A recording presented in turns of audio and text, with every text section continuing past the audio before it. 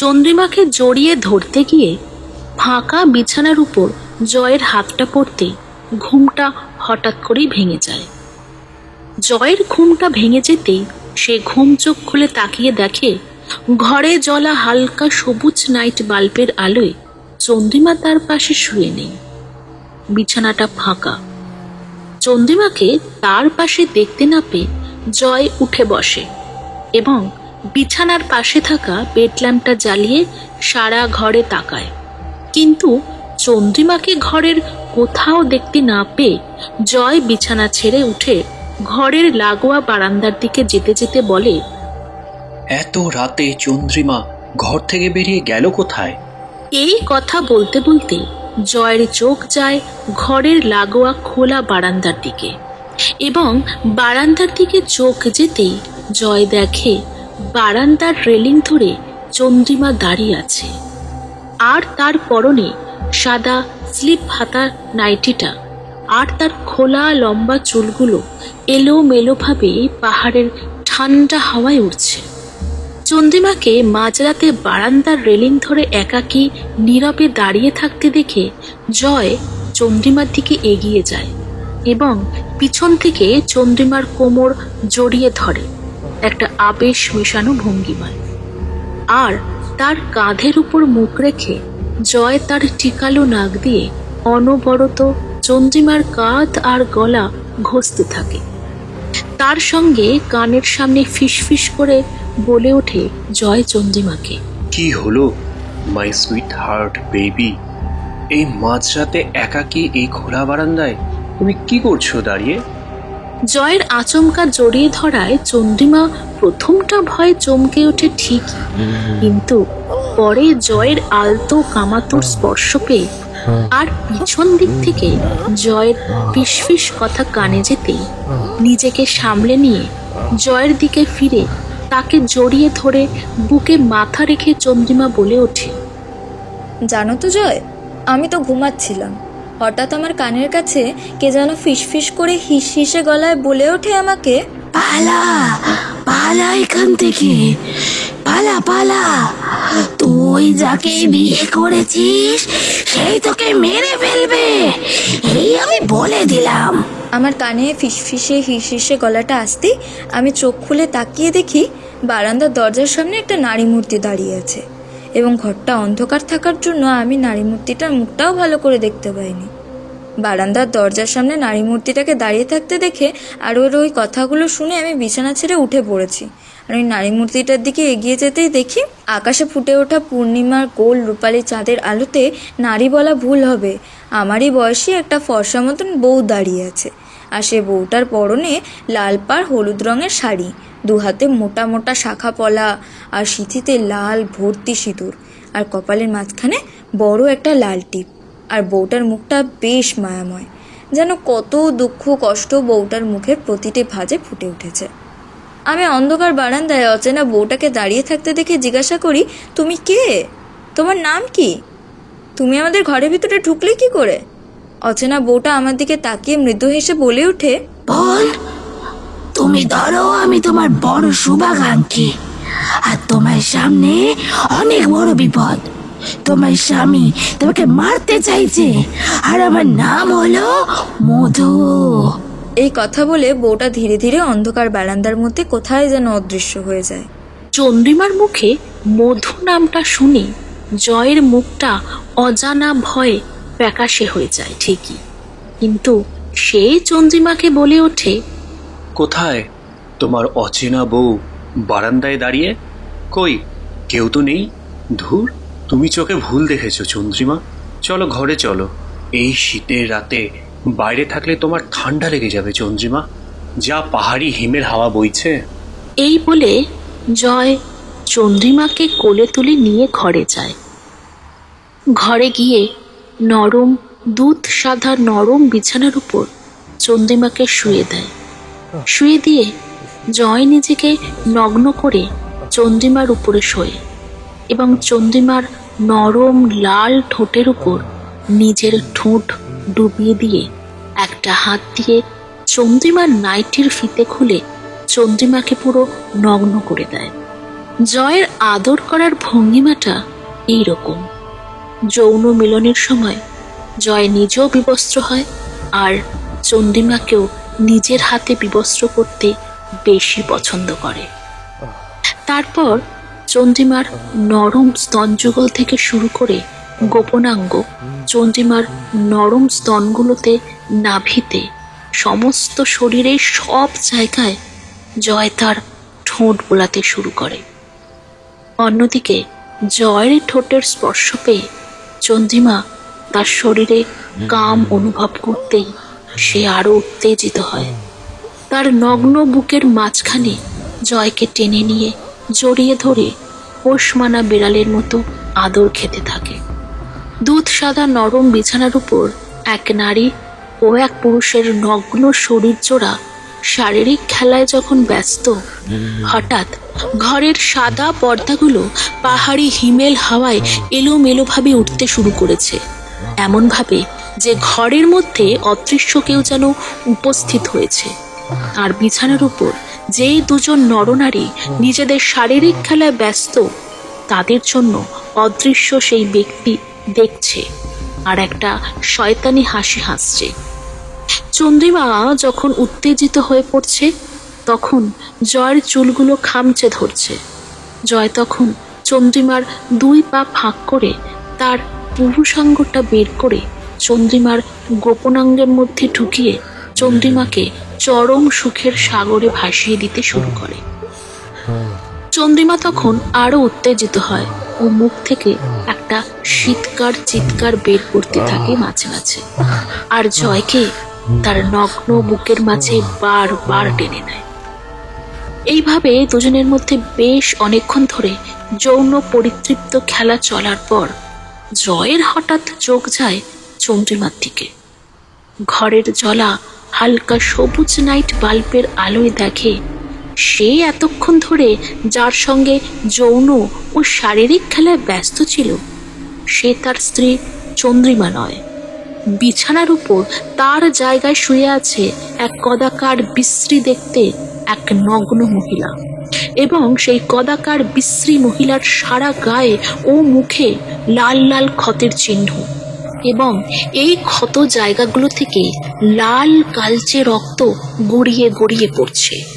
এছাড়া সেই কদাকার বিশ্রী দেখতে মহিলার মাথার এক পাশটা ফেটে লাল কালচে রক্ত গড়িয়ে পড়ছে, আর মহিলার চোখের মণি বলে কিছু নেই। সেই মণিগুলোর জায়গায় দাউ দাউ করে লাল জ্বলন্ত আগুনের শিখা জ্বলছে। চন্দ্রিমার জায়গায় সেই বিশ্রী কদাকার দেখতে মহিলাটিকে শুয়ে থাকতে দেখে জয় সেই বিশ্রী কদাকার মহিলাটির দিকে বিস্ফারিত দৃষ্টি দিয়ে অবাক গলায় বলে ওঠে, মধুরিমা, তুমি এখানে এলে কি করে? জয়ের কথা শুনে সেই কদাকার দেখতে মহিলা জয়কে জড়িয়ে ধরে বলছে বেশ কান্না মাখানো খ্যানখ্যানে গলায়, তুমি তো দেখছি জয় আমায় বলে গিয়ে অন্য এক নারীর সাথে শারীরিক খেলায় মেতে উঠেছ। আমার তো তোমার আদর পেতে ইচ্ছা করে জয়। তুমি আমায় আদর করবে না? কতদিন তুমি আমাকে আদর করনি? এই কথা বলে সেই কদাকার দেখতে মহিলাটি জয়কে উল্টে বিছানার উপর ফেলে দিয়ে তার নগ্ন বুকের উপর চেপে বসে, এবং সেই কদাকার দেখতে মহিলাটি তার হাতের বড় বড় কালো কালো ধারালো নখযুক্ত দুটো হাত দিয়ে জয়ের নগ্ন বুকের উপর আঁচড়াতে শুরু করে। আর জয়ের মুখের সামনে মুখ এনে মুখ গহ্বর থেকে লাল লালায়িত জিভটা বের করে জয়ের সারা মুখে বোলাতে বোলাতে সেই কদাকার দেখতে মহিলাটি খ্যানখ্যানে গলায় বলতে থাকে জয়কে, কি ভেবেছিস তুই নতুন বিয়ে করে নতুন বউকে নিয়ে সুখে সংসার করবি? তুই আমার আর আমার সন্তানের সাথে যা যা অন্যায় করেছিস, সেই অন্যায়ের তোর কোনো ক্ষমা নেই। তুই আমার হাতে মৃত্যুবরণ করার জন্য ধীরে ধীরে প্রস্তুত হ। এই কথা বলতে বলতে সেই কদাকার দেখতে মহিলাটি তার বড় বড় ধারালো নখ দিয়ে জয়ের বুকে আঁচড়াতে থাকে। জয় সেই কদাকার দেখতে মহিলাটির নখের আঁচড়ের ব্যথা সহ্য করতে না পেরে গায়ে সমস্ত রকম শক্তি এনে সেই কদাকার বিশ্রী দেখতে মহিলাটিকে এক ধাক্কা মেরে ফেলে দিয়ে নগ্ন অবস্থায় বিছানা থেকে মেঝেতে লাফিয়ে পড়ে। মেঝেতে বসে মুখে 2 হাত দিয়ে চাপা দিয়ে সমানে চিৎকার করে বলতে থাকে, মধুরিমা আমাকে মেরে ফেললো, আমাকে বাঁচাও কেউ। এই জয়, জয়, কি হলো তোমার? তোমাকে কে মেরে ফেলবে? আর মধুরিমা কে? চন্দ্রিমার গলার আওয়াজ জয়ের কানে যেতেই জয় ভয়ে ভয়ে তার মুখের উপর থেকে 2 হাত সরায় এবং ভয়ে ভয়ে অন্ধকার ঘরের চারিদিকে একবার তাকিয়ে নেয়। তারপর চন্দ্রিমার দিকে তাকিয়ে বলে, না কিছু না, সরি। আসলে আমি অন্ধকার ঘরের মধ্যে তোমার জায়গায় হঠাৎ করে এক অন্য বিশ্রী দেখতে মহিলাকে শুয়ে থাকতে দেখেছি বলে এতটা ভয় পেয়ে গেছি। সরি, কিছু মনে করো না বেবি। অনেক রাত হয়েছে, ভীষণ টায়ার্ড লাগছে। চলো এবার ঘুমিয়ে পড়ি আমরা। এই বলে জয় চন্দ্রিমাকে নিয়ে শুয়ে পড়ে ঠিকই, কিন্তু চন্দ্রিমা জয়ের নগ্ন বুকের মধ্যে মুখ গুজে শুয়ে ঘুমিয়ে পড়লেও জয়ের যেন কিছুতেই সারা রাত ঘুম এলো না। তার চোখ বারবার চন্দ্রিমার মুখের দিকে চলে যাচ্ছিল, আর ঘরে জ্বলা হালকা সবুজ নাইট বাল্বের আলোর ছটা চন্দ্রিমার মুখের উপর পড়েছিল। সেই নাইট বাল্বের আলোতে চন্দ্রিমার মুখটা দেখে জয়ের সমানে মনে হচ্ছিল তার নগ্ন বুকের মধ্যে চন্দ্রিমা মুখ খুঁজে শুয়ে আছে সেই বিশ্রী দেখতে কদাকার মহিলাটি, অর্থাৎ মধুরিমা। কিন্তু কে এই মধুরিমা? একটু অপেক্ষা করুন। এই গল্পের শেষে মধুরিমার সঙ্গে জয়ের কী সম্পর্ক ছিল সব আপনারা জানতে পারবেন। 3 মাস হয়েছে জয়ের সঙ্গে চন্দ্রিমার বিয়ে হয়েছে এবং বিয়ের 3 মাস পর জয় অফিস থেকে ছুটি পেতেই তার নববিবাহিতা স্ত্রী চন্দ্রিমাকে নিয়ে সে কালিম্পংয়ে হানিমুনে আসে এবং কালিম্পং শহর থেকে একটু দূরে একটা নির্জন নিঝুম জায়গায় রিসর্ট ভাড়া করে ওরা থাকে। এই জয়ের সঙ্গে চন্দ্রিমার প্রেম করে বিয়ে হয়। জয়ের বাড়ি হলো দুর্গাপুরের বাগড়ি গ্রামে, আর চন্দ্রিমার বাড়ি হলো উত্তর কলকাতায় উল্টোডাঙায়। জয়ের সঙ্গে চন্দ্রিমার আলাপ হয় কলকাতার একটি অফিসের ইন্টারভিউতে এবং দুজনের আলাপ হওয়ার পর প্রথমে বন্ধুত্ব, তারপর বন্ধুত্ব থেকে কখন যে তারা দুজনকে ভালোবেসে ফেলে তারা নিজেরাই বুঝতে পারে না। এরপর দীর্ঘ 4 বছর ধরে জয় ও চন্দ্রিমা দুজনকে ভালোভাবে চেনা ও জানার পর দুজনে বিবাহের বন্ধনে আবদ্ধ হয়। বিয়ের আগে অবশ্য চন্দ্রিমা একটা প্রাইভেট ফার্মে চাকরি করত, কিন্তু বিয়ে করার পর সে সেই চাকরি ছেড়ে দেয় জয়ের সঙ্গে সংসার করবে বলে। আর জয় দুর্গাপুরের একটি ছোট কলকারখানায় ম্যানেজারের পদে চাকরি করত, আর যা মাইনে পেত কলকারখানা থেকে সেই মাইনে দিয়ে দুজনের সংসার দিব্যি চলে যেত। এছাড়া চন্দ্রিমার বাপের বাড়ির থেকে তার বাবা মা মাঝে মাঝে অনেক টাকা পয়সা দিয়ে চন্দ্রিমার ছোট সংসারে সাপোর্ট দিত, কারণ চন্দ্রিমার বাবা অমরেন্দ্র সিংহ অনেক বড় লোক ছিল। ওনার ছিল সোনার গয়নার ব্যবসা। কলকাতার অনেক জায়গায় ওনার নামে বড় বড় সোনার দোকান ছিল এবং চন্দ্রিমার বাবার সোনার ব্যবসা ছিল বলে ওনার প্রচুর টাকা পয়সা ছিল। এছাড়া কলকাতার বুকে জমি জায়গা ও বড় বড় বাগান বাড়ি ও 2-4টে ফ্ল্যাট কেনা ছিল। ইস, রাত 10টা বেজে গেল, বাইরে মুষলধারায় বৃষ্টি পড়ছে। চন্দ্রিমা যে বাড়িতে একা একা কি করছে কে জানে। এইদিকে তো আবার কারেন্ট গেলে খুব ভয় পায়। এই কথা বলতে বলতে জয় তার স্কুটিটা চালিয়ে যখন কারখানা থেকে বেরিয়ে বাড়ির পথে রওনা দেয়, হঠাৎ জয়ের স্কুটি চালাতে চালাতে মনে হলো তার পিছনে কেউ যেন বসেছে তার কাঁধে হাত দিয়ে। কারণ স্কুটিটা চালানোর সময় জয়ের পিছনটা বেশ ভারী ভারী ঠেকছিল। জয়ের পিছন দিকটা ভারী লাগতেই সে ভাবে আর মনে মনে বলে, আমার স্কুটির পিছনে কেউ বসলো নাকি? এই কথা বলে জয় পিছন দিকে তাকায় ঠিকই, কিন্তু কাউকে সে দেখতে পায় না। কিন্তু তার পিছন দিকটা বেশ ভারী ভারী লাগে। তার মনে হতে থাকে তার পিছনে অদৃশ্য কেউ যেন বসে আছে। জয়ের বাড়ির থেকে বেশ কিছুটা আগে একটা ভাঙা পরিত্যক্ত একটা বড় দোতলা বাগান বাড়ি পড়ে। সেই পরিত্যক্ত বাগান বাড়ির সামনে থেকে যখন জয় স্কুটি চালিয়ে আসছিল, তার হঠাৎ মনে হতে থাকে পিছন দিক থেকে দুটো লোমশ ঠান্ডা হাত এসে তাকে জড়িয়ে ধরছে, আর কানের সামনে মেইলি কণ্ঠে কে যেন ফিসফিস করে ফ্যাসফ্যাসে গলায় জয়ের উদ্দেশ্যে বলে ওঠে, কি গো, তোমার মধুরিমাকে ভুলে গিয়ে তো দিব্যি অন্য মেয়ের সাথে সংসার করছো। তোমার কি একবারও মধুরিমার কথা মনে পড়ে না? পিছন দিক থেকে মেইলি গলায় ফিসফিসানি আওয়াজটা কানে আসতে জয় স্কুটি নিয়ে থমকে দাঁড়িয়ে পড়ে ওই ভাঙা পরিত্যক্ত বাগান বাড়িটার সামনে।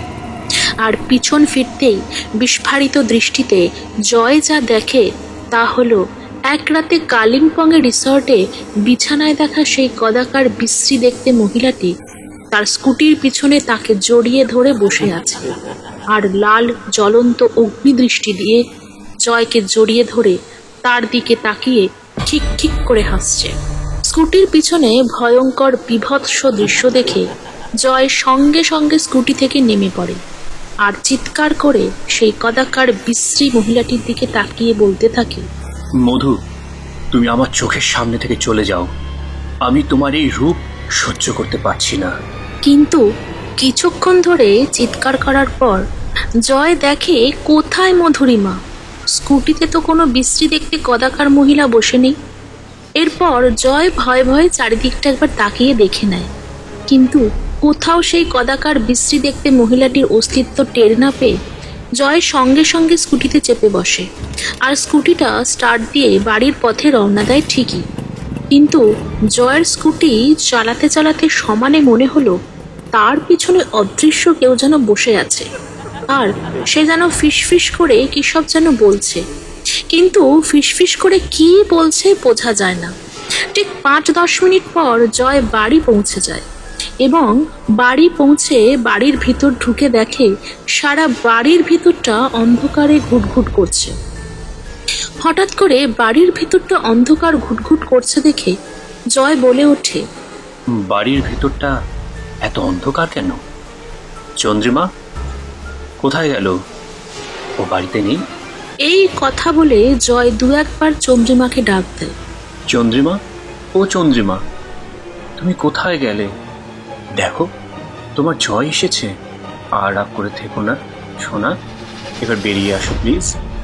জয় কিছুক্ষণ চন্দ্রিমাকে ডাকার পর অন্ধকার ডাইনিং রুমে দাঁড়িয়ে অনুভব করে তার পিছন দিক থেকে কে যেন তাকে জড়িয়ে ধরছে, এবং যে পেছন দিক থেকে জড়িয়ে ধরছে তার স্পর্শ জয় বুঝতে পারে সে আর কেউ নয়, তার নববিবাহিতা স্ত্রী চন্দ্রিমা।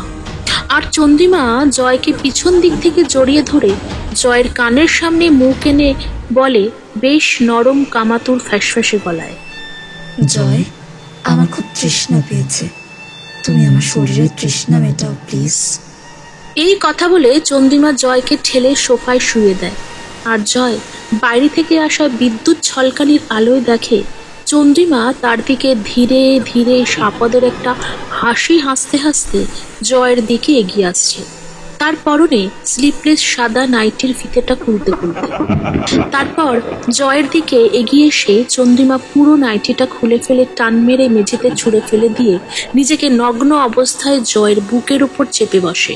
এরপর জয়ের শার্টের বোতামগুলো খুলতে থাকে আর বলতে থাকে ফ্যাসফ্যাসে গলায়, আজ আমার শরীরে খুব তৃষ্ণা পেয়েছে, তুমি আমার শরীরের তৃষ্ণা প্লিজ মেটাও জয়। এই কথা বলে চন্দ্রিমা তার নরম ঠোঁট দুটো জয়ের ঠোঁটের সঙ্গে লাগিয়ে গভীর চুম্বনের আদরে ডুবে যায় ঠিকই, কিন্তু জয় যেন তার শরীরের উপর চন্দ্রিমার বসে থাকার চাপ যেন কিছুতেই সহ্য করতে পারছিল না। তার শুধু মনে হচ্ছিল তার শরীরের উপর বিরাট বড় ঠান্ডা বরফের খণ্ড যেন চেপে বসেছে, আর অন্যদিকে জয় চন্দ্রিমার ঠোঁটের আদরের চাপ তাঁর ঠোঁটে সহ্য করতে না পেরে জয় একটু ব্যথায় কুঁকিয়ে ওঠে আর বলে বেশ যন্ত্রণা মাখানো গলায়, চন্দ্রিমা কি করছো? আমাকে ছাড়ো প্লিজ, আমার খুব লাগছে। জয়ের এই কথা বলা মাত্র চন্দ্রিমা লাল জ্বলন্ত দৃষ্টি দিয়ে জয়ের চোখের দিকে তাকিয়ে বলে ফ্যাঁসফ্যাঁসে গলায়, তুই যখন আমাকে অত্যাচার করতিস তখন আমার লাগতো না বুঝি? আমার এই নরম শরীরটার ওপর। জয়ের কানে ফ্যাঁসফ্যাঁসে গলার আওয়াজটা ভেসে আসতেই সে চন্দ্রিমাকে তার ঠোঁটের উপর থেকে ধাক্কা মেরে সরিয়ে দিতেই জানলার বাইরে থেকে আসা বিদ্যুতের প্রবল ঝলকানিতে যা দেখে তা হলো তার নগ্ন বুকের উপর বসে তার ঠোঁটে এতক্ষণ ধরে যে আদর করছিল সে চন্দ্রিমা নয়, মধুরিমা। এবং মধুরিমা নগ্ন অবস্থায় জয়ের নগ্ন বুকের উপর বসে হাতে বড় বড় কালো কালো ধারালো নখ দিয়ে জয়ের নগ্ন বুকের উপর আঁচড়াতে আঁচড়াতে বলে ফ্যাঁসফ্যাঁসে গলায়, আজ আজ আমার হাত থেকে তোকে কে বাঁচাবে শয়তান? তুই তুই আমার হাতে মৃত্যুবরণ করার জন্য তৈরি হ। এই কথা বলে মধুরিমা যেই জয়ের গলাটা টিপে ধরতে যাবে তার তীক্ষ্ণ নখযুক্ত হাত দিয়ে, তখন জয় শরীরের সমস্ত শক্তি এনে মধুরিমাকে তার নগ্ন বুকের ওপর থেকে এক ধাক্কা মেরে ফেলে দিয়ে সোফা থেকে উঠে যেই সিঁড়ি দিয়ে দোতলায় উঠতে যাবে ঠিক তখনই মধুরিমা জয়ের দিকে লাল জ্বলন্ত দৃষ্টি দিয়ে তাকিয়ে হাসতে হাসতে হামাগুড়ি দিয়ে এগিয়ে এসে জয়ের একটা পা খামচে ধরতেই জয় হুড়মুড়িয়ে সিঁড়ির উপরে পড়ে গিয়ে চন্দ্রিমা বলে একবার চিৎকার করে অজ্ঞান হয় সিঁড়ির ওপরে পড়ে যায়। জয়, এ জয়, চোখ খোলো বলছি, কি হলো বলো তো তোমার? চন্দ্রিমার কান্নার আওয়াজ জয়ের কানে ভেসে আসতেই জয় ধীরে ধীরে চোখ খুলে তাকাতেই দেখে জয় তার বেডরুমের বিছানায় শুয়ে আছে আর মাথায় তার সাদা ব্যান্ডেজ বাঁধা। জয় তখন তার এই অবস্থা দেখে চন্দ্রিমাকে জিজ্ঞেস করে যন্ত্রণা মাখানো গলায়, হ্যাঁ গো চন্দ্রিমা, আমার মাথা ফাটলো কি করে? আমার কি হয়েছিল? চন্দ্রিমা তখন কাঁদতে কাঁদতে জয়ের মাথায় হাত বোলাতে বোলাতে বলে, তোমার অফিস থেকে ফেরার অপেক্ষা করতে করতে তো আমি ঘুমিয়ে পড়েছিলাম। হঠাৎ তোমার চিৎকারের আওয়াজ কানে আসতেই আমি ধরপড় করে ঘুম থেকে উঠে সিঁড়ি দিয়ে নিচে নেমে দেখি তুমি সিঁড়িতে অজ্ঞান অবস্থায় পড়ে আছো আর তোমার মাথা ফেটে রক্ত বেরোচ্ছে। আচ্ছা, তুমি সিঁড়িতে অজ্ঞান হয়ে পড়ে গেলে কি করে বলো তো? তোমার কি খুব শরীর খারাপ লাগছিল তখন? চন্দ্রিমার প্রশ্ন শুনে জয় তার সঙ্গে কিছুক্ষণ আগে কি কি ঘটনা ঘটেছিল সেই আসল কথা চেপে গিয়ে বলে, না, শরীর খারাপ লাগছিল না। আসলে বাড়িতে কারেন্ট ছিল না তো, অন্ধকার সিঁড়ি দিয়ে দোতলায় উঠতে গিয়ে হোঁচট খেয়ে পড়ে গেছি। জয়ের মুখে বাড়িতে কারেন্ট ছিল না কথাটা শুনে চন্দ্রিমার ভুরু দুটো কুঁচকে যায় আর বলে অবাক গলায়, বাড়িতে কারেন্ট ছিল না? কি বলছো কি জয়? বাড়িতে তো দিব্যি কারেন্ট ছিল। আমি তো সন্ধে থেকে ডাইনিং রুমে বসে টিভি দেখছিলাম। ধুর, তোমার শরীরটাই খারাপ ছিল, তাই মাথা ঘুরে গিয়েছিল তোমার। তুমি চুপ করে একটু শুয়ে থাকো দেখিনি, আমি তোমার জন্য একটু গরম দুধ এক গ্লাস করে আনছি। এই কথা বলে চন্দ্রিমা ঘর থেকে বেরিয়ে যেতেই ঘরের আলোগুলো দপদপ করে একবার নিভে ওঠে আর জ্বলে ওঠে।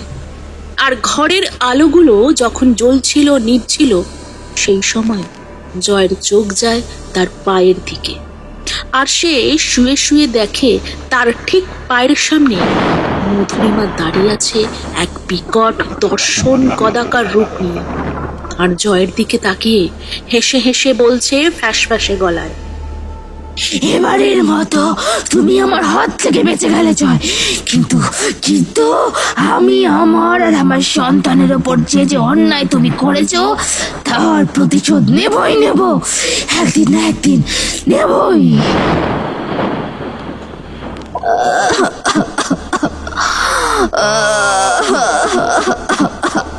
হঠাৎ মাঝরাতে একটা কান্নার আওয়াজে চন্দ্রিমার ঘুমটা ভেঙে যায়।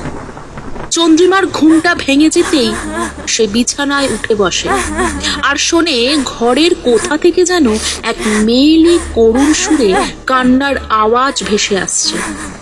ঘরের ভিতর থেকে মেইলি সুরে কান্নার আওয়াজটা চন্দ্রিমার কানে ভেসে আসতেই সে ঘরের এই দিক ওই দিক তাকাতে তাকাতে বলে, ঘরের ভিতর থেকে একটা মেয়েলি সুরে কান্নার আওয়াজ ভেসে আসছে না, কিন্তু কোথা থেকে? এই কথা বলতে বলতে চন্দ্রিমার চোখ যায় ঘরের খোলা দরজার দিকে। ঘরের খোলা দরজার দিকে চন্দ্রিমার চোখ যেতেই ঘরে জ্বলা হালকা নীল নাইট বাল্বের আলোয় আর দরজার পাশে যে খোলা জানলাটা ছিল সেই খোলা জানলা থেকে ছিটকে আসা ভাঙা চাঁদের আলোয় দুটোর সম্মিলিত আলোয় দেখে ঘরের দরজার সামনে একটা মহিলা বসে আছে আর মুখ নিচু করে কাঁদছে।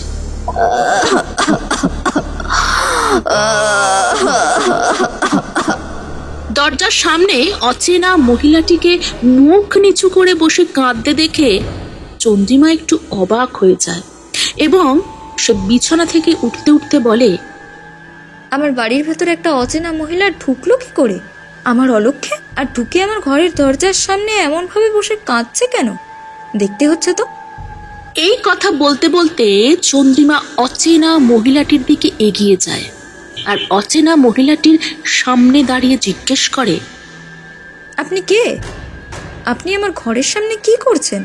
চন্দ্রিমার প্রশ্নটা শুনে সেই মহিলা ধীরে ধীরে মুখ তুলে চন্দ্রিমার দিকে তাকায়। অচেনা মহিলাটি চন্দ্রিমার দিকে তাকাতেই চন্দ্রিমা সেই অচেনা মহিলাটির মুখ দেখে চমকে ওঠে আর দেখে তার সামনে যে মহিলাটি বসে আছে সে আর কেউ নয়, এক রাতে কালিম্পং রিসর্টের বারান্দায় দেখা সেই মহিলাটি। অচেনা মহিলাটিকে দেখা মাত্র চন্দ্রিমা সেই মহিলার উদ্দেশ্যে বলে ওঠে, তোমার নাম মধু না? হ্যাঁ, আমার নাম মধু। তুমি ঠিকই ধরেছ বোন, কিন্তু আমার পুরো নাম মধুরিমা দত্ত। মধুরিমার পরিচয় পেয়ে চন্দ্রিমা জিজ্ঞেস করে, তা দিদি, তুমি এই বাড়ির মধ্যে ঢুকলে কি করে? বাড়ির সদর দরজা তো ভিতর দিয়ে বন্ধ। চন্দ্রিমার কথা শুনে মধুরিমা বলে, তুমি এই বাড়িতেই থাকো মানে? আমি তো এই 5 মাস হলো এই বাড়িতে আছি, আমি তো তোমাকে বাড়ির কোথাও দেখতে পাই না। আমি তো এই বাড়িতেই থাকি বোন। মধুরিমার এই কথা শুনে চন্দ্রিমা একটু অবাক গলায় বেশ ভয় পেয়ে বলে ওঠে, আসলে বোন, আমাকে কেউ দেখতে পায় না, আমি যে অদৃশ্য, আমি কাউকে দেখা দিই না চট করে। কিন্তু তোমার সামনে বড় বিপদ, তাই তোমায় দেখা না দিয়ে আর থাকতে পারলাম না। আর সামনে কি বিপদ মধুরিমাদি, বলো।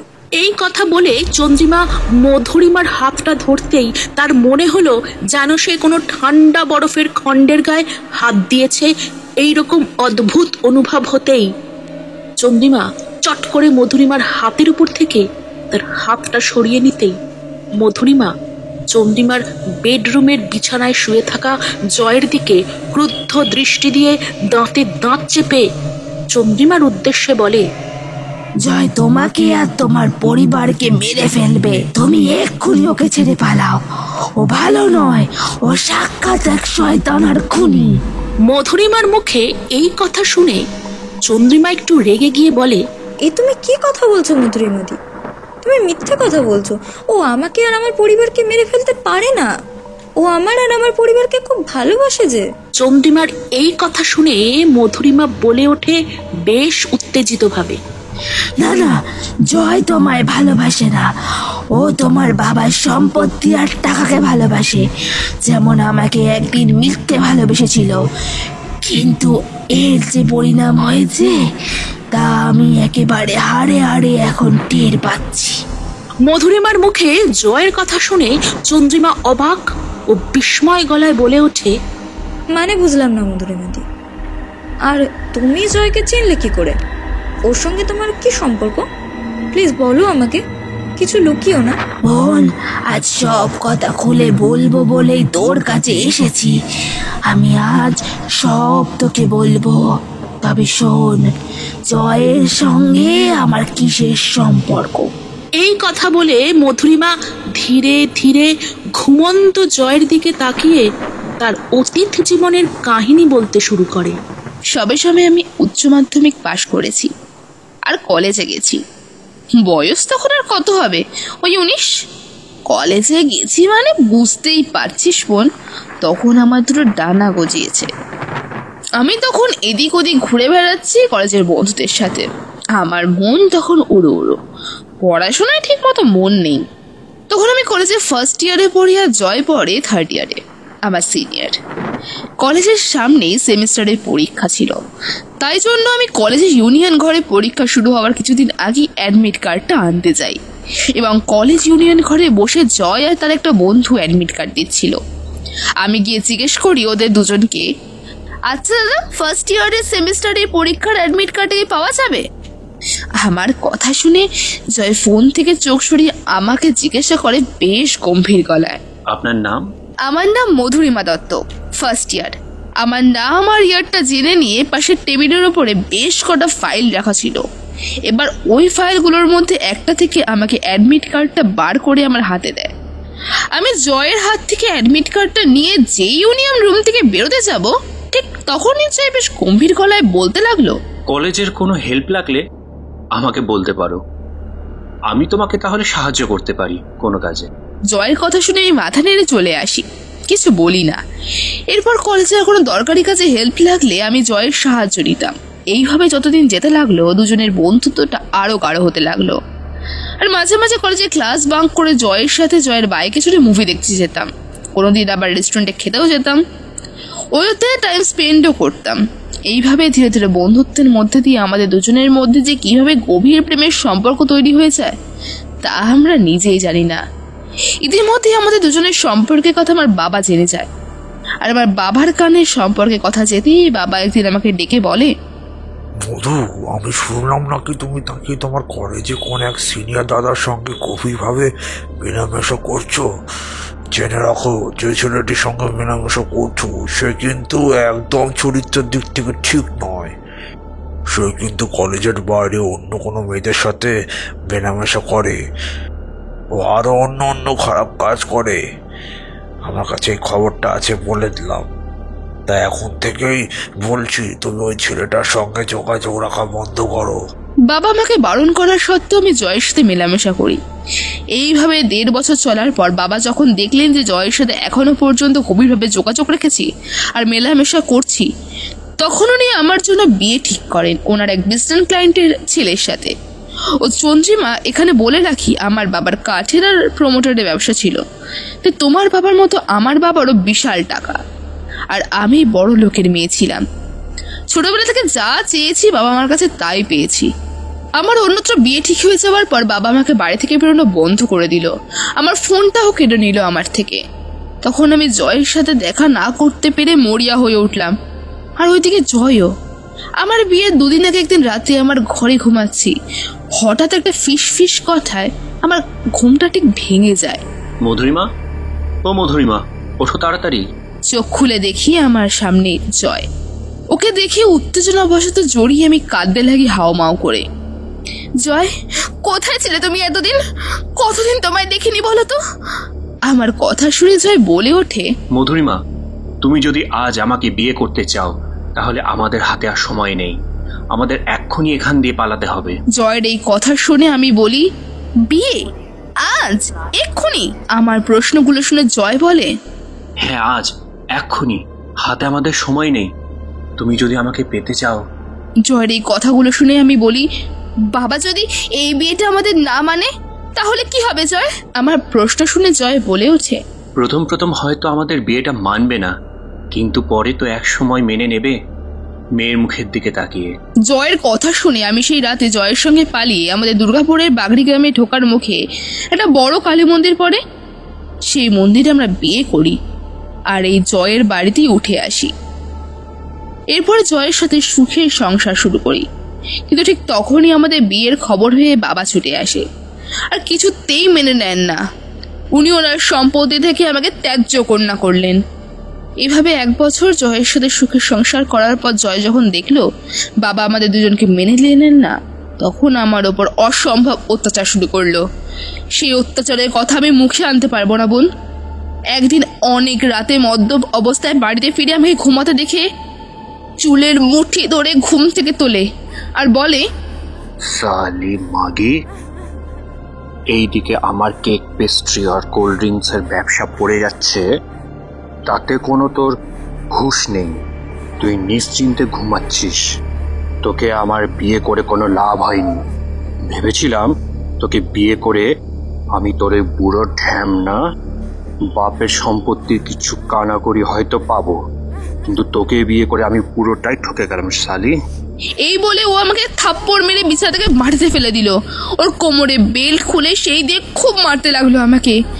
জয়ের এক পাশবিক অত্যাচার দেখে আমি মনে মনে বলি, জয় আমাকে কোনো দিনও তার মনে ভালোবাসেনি। জয় আমার বাবার সম্পত্তি আর টাকা পয়সাকে ভালোবেসেছে। সেদিন হয়তো বাবার কথাটা শুনলে খুব ভালো হতো, আজ তাহলে আমার এই পরিণতি হতো না।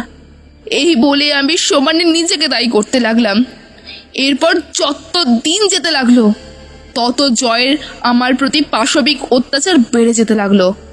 আর বাবার থেকে আমি যাতে ওর ব্যবসার জন্য টাকা নিয়ে আসি তার জন্য আমাকে সমানে চাপ দিতে লাগলো। এই টাকার চাপ সহ্য করতে না পারে আমি সত্যি সত্যি বাবার কাছে চাই টাকা চাইতে জয়ের ব্যবসার জন্য। কিন্তু বাবা আমাকে দেখে বলে, আমি তো তোকে ত্যায্য কন্যা করেছি আমার সম্পত্তি থেকে। তুই তো আমার কাছে মৃত আজীবনের জন্য। তুই কেন আমার কাছে টাকা চাইতে এসেছিস? যা দূর হয়ে যা বলছি। এই কথা বলে বাবা আমাকে চরম অপমান করে বাড়ি থেকে তাড়িয়ে দেয়। বাবার এই অপমান আমি সহ্য করতে না পেরে বাড়ি ফেরার পথে মাঝ রাস্তায় অজ্ঞান হয়ে পড়ে যাই। আমাকে এখানে লোকাল লোক কিছু চেনে বলে আমাকে ধরাধরি করে হাসপাতালে নিয়ে যায়। হাসপাতালে যখন জ্ঞান ফেরে তখন জানতে পারি জয়ের সন্তান আমার গর্ভে। এই কথা কয়েকদিন পর জয়কে জানাতেই ও কেমন যেন বদলে যায়। আগের মতো আমার গায়ে হাত তোলে না, উল্টে আমাকে বেশি বেশি খেয়াল রাখা শুরু করে। ও যখন কাজ থেকে ফিরতো আমার জন্য ফল মূল দুধ ভালো পুষ্টিকর খাবার নিয়ে আসতো। ওর এই অদ্ভুত পরিবর্তন দেখে আমি মনে মনে ভাবি ও হয়তো সত্যি আমার বাচ্চাটা হওয়ার খবর পেয়ে পরিবর্তন হয়েছে নিজের মনে। কিন্তু আমার এই ধারণা সম্পূর্ণভাবে ভুল ছিল। আমার প্রেগনেন্সির যখন 7 মাস চলছে তখন জয় আমার আর অর্জুন দুটো টিকিট কেটে আমাকে বলে, মধুরিমা, আমরা সামনের সপ্তাহে কালিম্পং বেড়াতে যাচ্ছি।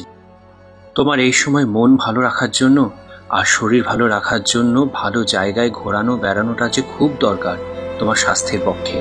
ওর এই কথা শুনে আমি বলি, আচ্ছা বাচ্চাটা হয়ে গেলে বেড়াতে গেলে ভালো হতো না? কিন্তু জয় আমার কোনো কথা শুনলো না, আমাকে জোর করে কালিম্পংয়ে নিয়ে যায়। তখন আমি কি করে জানবো ওর আসল মতলব? আমি ভালো মনে ওর সাথে কালিম্পংয়ে যেতে চাই রিসর্টে। তোরা যে রিসর্টে উঠেছিলিস আমরা সেই একই রিসর্টে উঠি, কিন্তু আমাদের ঘর ছিল আলাদা। কালিম্পংয়ে বেড়াতে গিয়ে 2 দিন আমরা বেশ দুজনেই ভালোভাবে ঘুরি ফিরি পাহাড়ের কোলে। 3 দিনের মাথায় আমাদের দুজনের রিসর্ট থেকে একটু দূরে ডেল পাহাড় বলে একটা জায়গা আছে, সেখানে ঘুরতে যাব। এটা ঠিক হয় একদম নিঝুম নিরালা ও নিস্তব্ধ জায়গায়। এই জায়গায় কোনো ঘর বাড়ি দোকানপাট হোটেল কিচ্ছু নেই, পুরো ফাঁকা। মাঝখান দিয়ে শুধু রাস্তা, আর রাস্তার 2 পাশে চারিদিকে জঙ্গল, আর জঙ্গলে রয়েছে গভীর খাদ। আমি আর জয় ওই রাস্তা দিয়ে গাড়ি করে আসছিলাম পাহাড়ের চারদিকের প্রাকৃতিক শোভা দেখতে দেখতে। আমার খুব ফটোগ্রাফি করার নেশা ছিল। গাড়ি থেকে যেতে যেতে এই ডেল পাহাড়ে একটা সুন্দর ঝর্ণা দেখতে পাই। সেই ঝর্ণার ছবি তুলবো বলে আমি গাড়ি থামিয়ে যে ওই ঝর্ণার ছবি তুলতে যাই, আমার পিছন পিছন জয়ও যায়। আমি যখন খাদের ধারে দাঁড়িয়ে ঝর্ণার ছবি তুলছি তখন হঠাৎ করে পিছন থেকে একটা জোরে ধাক্কার অনুভব করি। আমি তার সামলাতে না পেরে উল্টে গভীর খাদের মধ্যে পড়ে যাই, এবং গভীর খাদের মধ্যে যখন আমি পড়ে যাই আমি দেখতে পাই জয় খাদের কিনারায় মুখ বাড়িয়ে আমি খাদের ভিতরে পড়ে যেতে যেতে চিৎকার করে হাসতে হাসতে বলছে, সালি, খুব শখ না আমার সঙ্গে তুই তোর বাচ্চা নিয়ে সংসার করবি?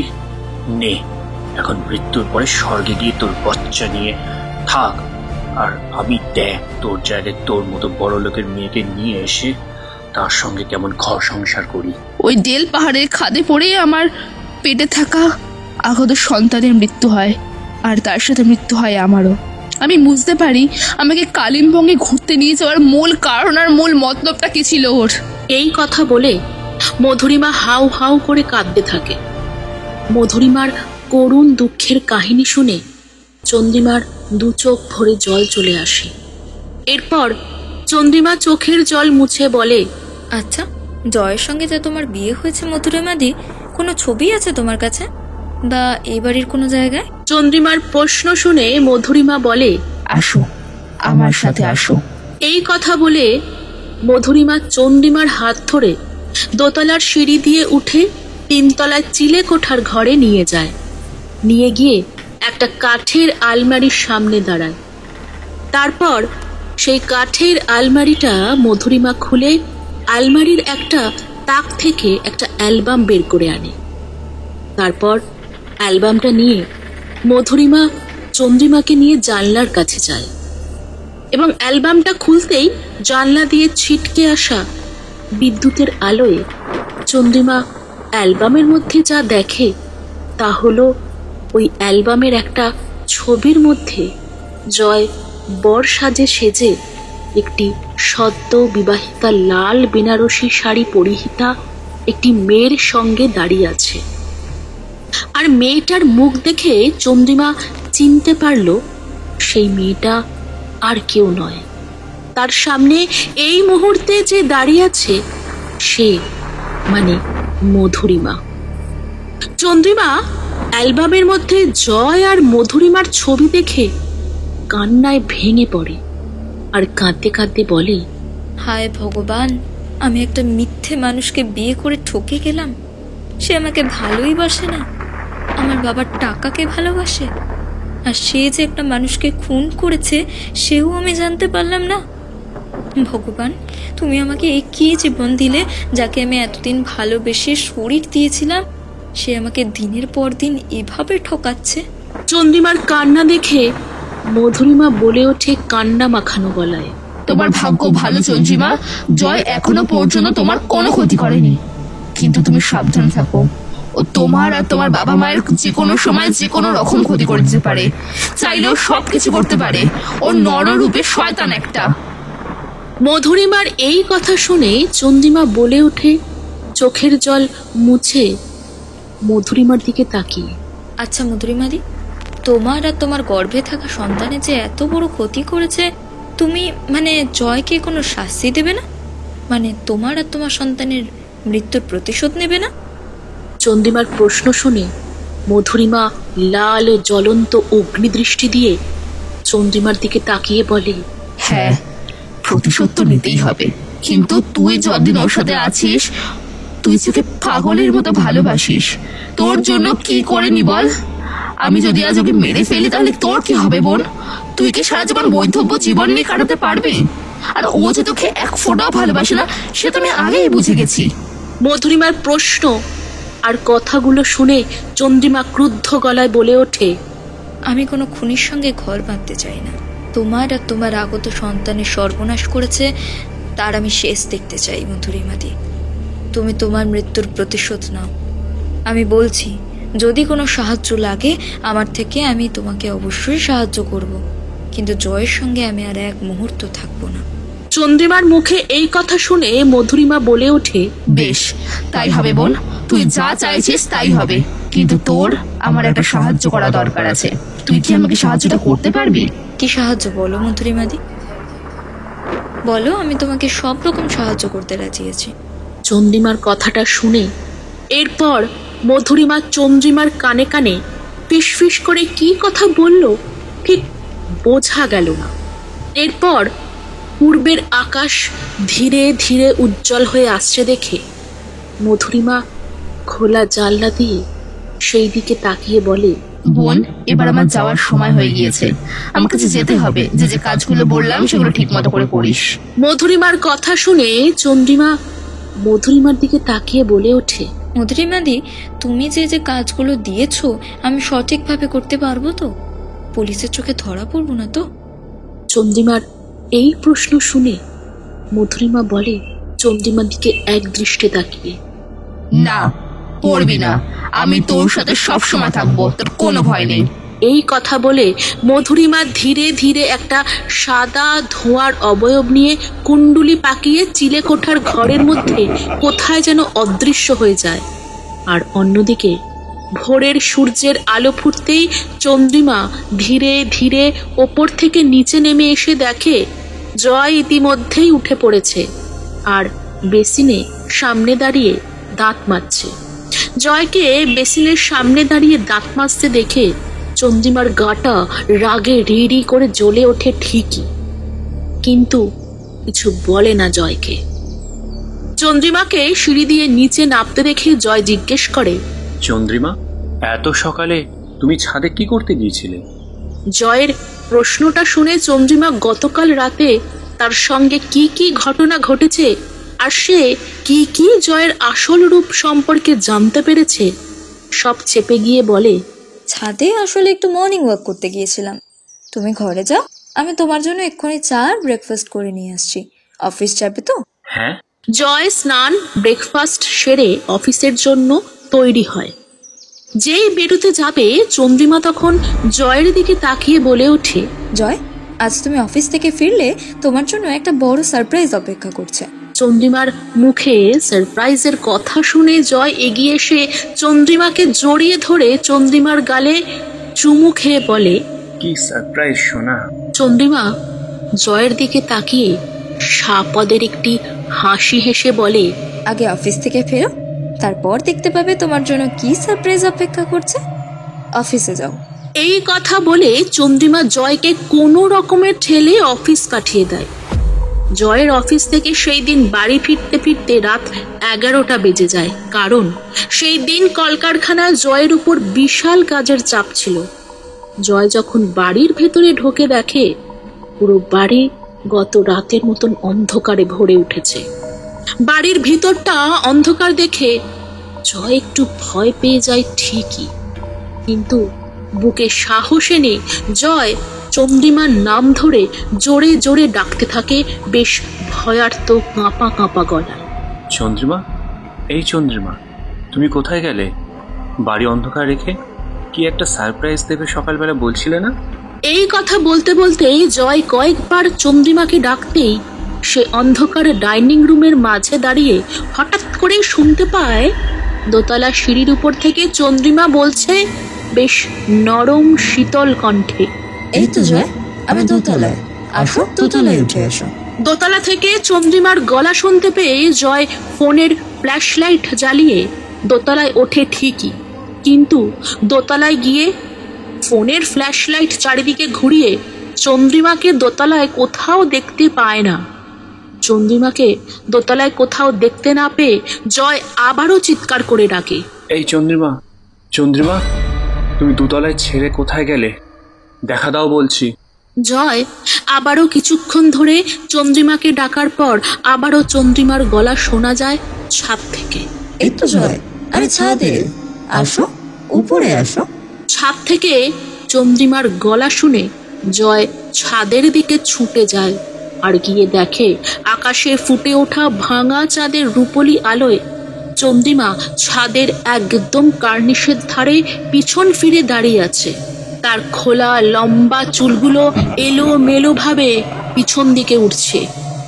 চন্দ্রিমাকে ছাদের কার্নিশের ধারে দাঁড়িয়ে থাকতে দেখে জয় ছুটে যায় আর চন্দ্রিমার একটা হাত ধরে হ্যাচকা টান মেরে যেই ছাদের কার্নিশের ধার থেকে চন্দ্রিমাকে সরিয়ে দিতে যাবে, জয়ের চোখ পড়ে চন্দ্রিমার মুখের দিকে আর জয় বিস্ফারিত দৃষ্টিতে যা দেখে তা হলো ছাদের কার্নিশের ধারে যে দাঁড়িয়ে ছিল সে চন্দ্রিমা নয়, মধুরিমা, জয়ের আগের পক্ষের স্ত্রী। চন্দ্রিমার জায়গায় মধুরিমাকে দাঁড়িয়ে থাকতে দেখে জয় কাঁপা কাঁপা গলায় বলে ওঠে মধুরিমাকে দেখে, মধুরিমা, তুমি? আমার স্ত্রী চন্দ্রিমা কোথায়? ওকে তুমি কি করেছো? জয়ের কথা শুনে মধুরিমা হো হো করে হেসে ওঠে ঠিকই, কিন্তু কিচ্ছু বলে না।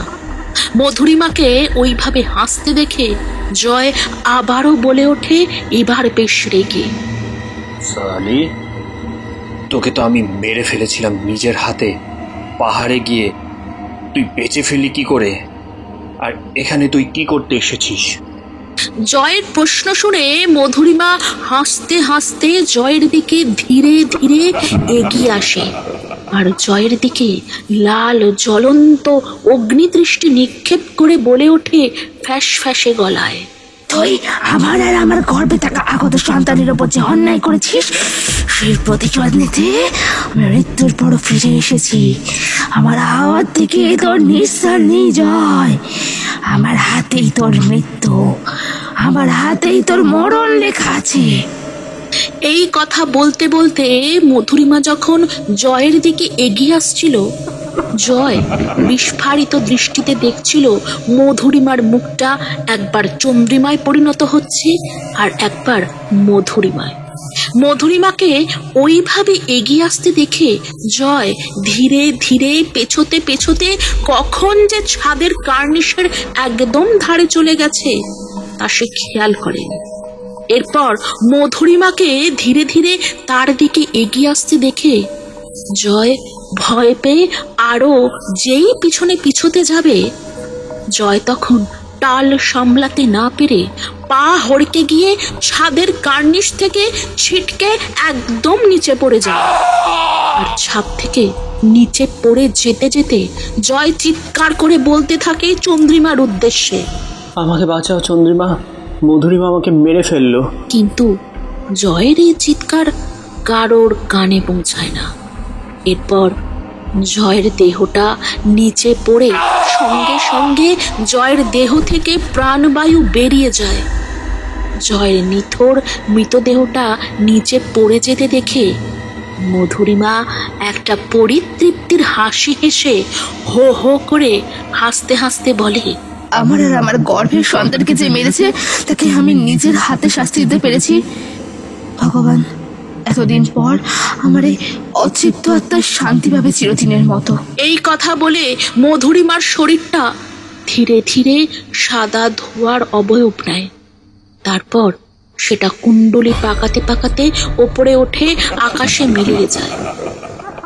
লোকজনের কিছু চিৎকারের আওয়াজে চন্দ্রিমার ঘুমটা ভেঙে যায় এবং ঘুমটা ভেঙে যেতেই চন্দ্রিমা বলে ওঠে, বাইরে থেকে এত লোকের চিৎকার শোনা যাচ্ছে কেন?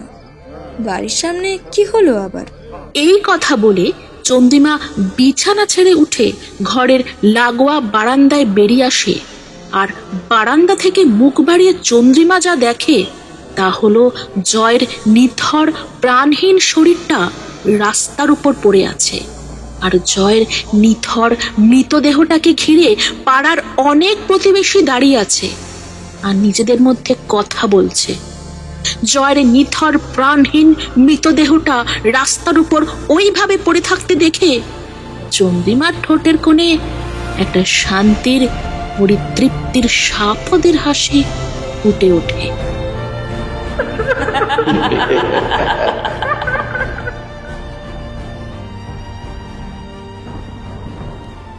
হ্যাঁ, গল্পটা হয়তো এখানেই শেষ বা হয়তো এখানেই শেষ নয়, কিন্তু গল্পটি ভালো লাগলে চ্যানেলটিকে অবশ্যই সাবস্ক্রাইব করবেন, নোটিফিকেশন বেলটি অন করে নেবেন।